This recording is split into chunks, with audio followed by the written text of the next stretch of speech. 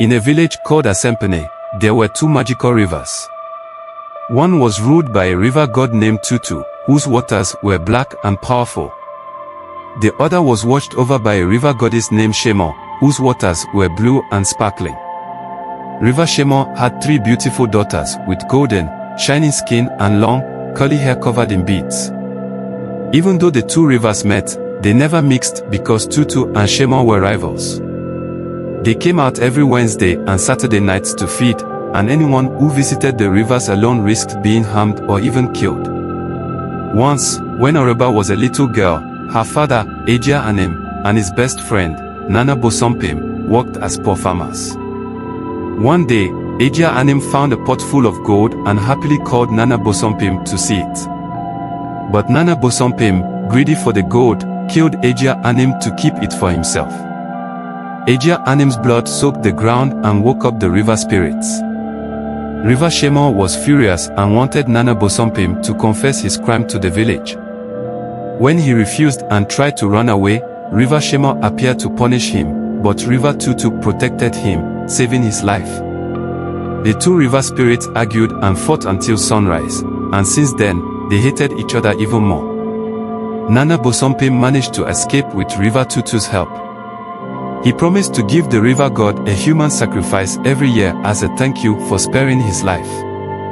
Many years passed, and Nana Bosompim became rich and powerful.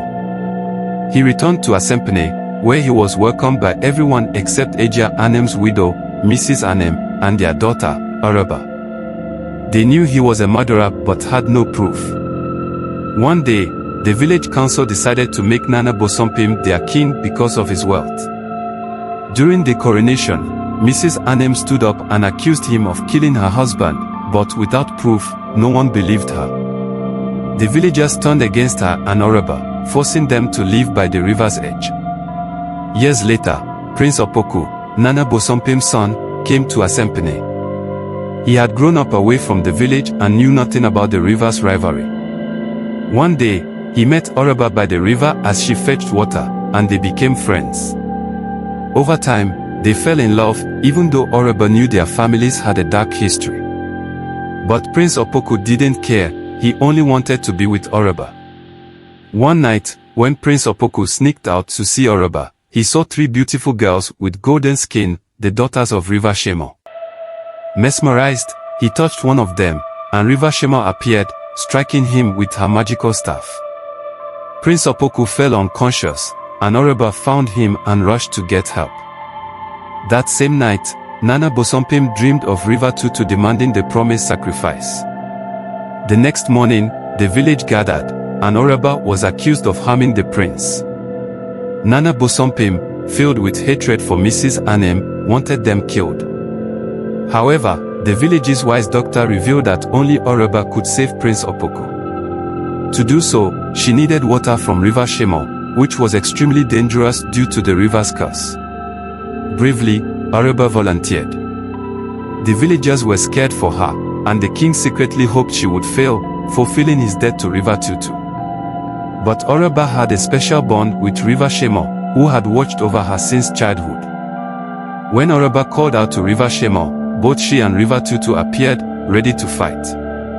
Oreba courageously stepped between them, begging for peace and reminding them of the harm their rivalry had caused. River Shamel agreed to help, and Prince Opoku was healed. Nana Bosompim confessed his crime and was dethroned. Mrs. Anim became the queen mother, and Oreba and Opoku were free to be together. They married, lived happily, and brought peace to the village. In the end, Nana Bosompim paid for his wickedness, as River Tutu took his life. Peace returned to Asempene, and the rivers calmed, forever touched by the courage of one brave girl.